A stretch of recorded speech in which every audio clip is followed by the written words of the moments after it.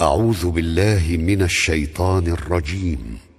بسم الله الرحمن الرحيم. ألم نشرح لك صدرك ووضعنا عنك وزرك الذي أنقض ظهرك ورفعنا لك ذكرك فإن مع العسر يسرا إن مع العسر يسرا فإذا فرغت فانصب وإلى ربك فارغب.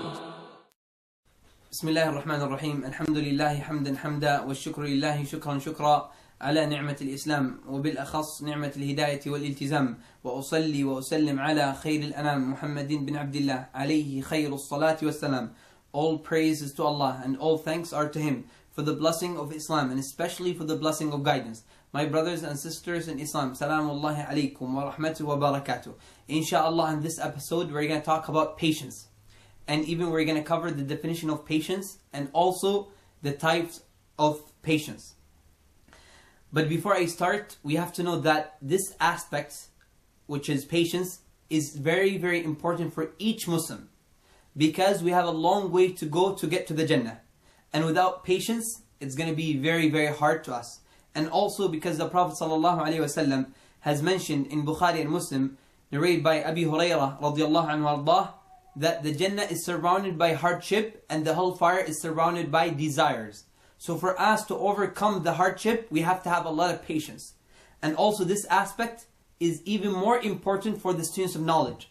Because the students of knowledge, they hope and they wish and they plan to benefit the ummah.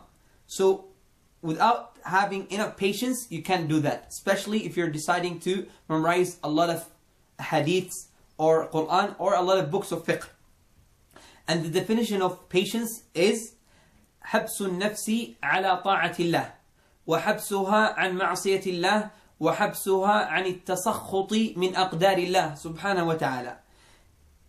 Patience is to hold yourself to the good deeds and away from the bad deeds and withhold your negative reaction to the fate that might befall you. So the first type is to hold yourself to the good deeds. The second type is to hold yourself away from the bad deeds.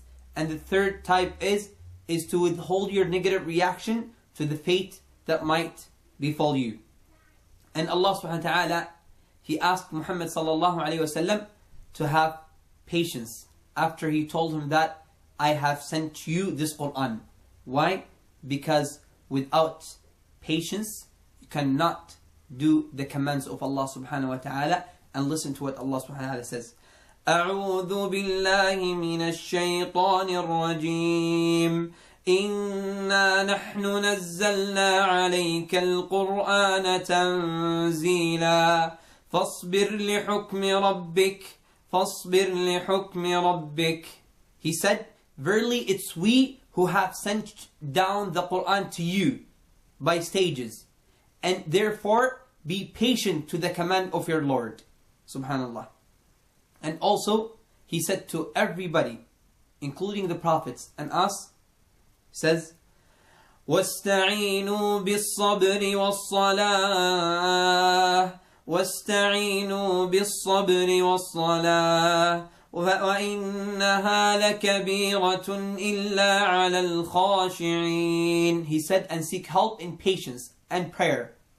And it's extremely heavy and hard except for the true believers. Subhanallah. May Allah make us from the true believers.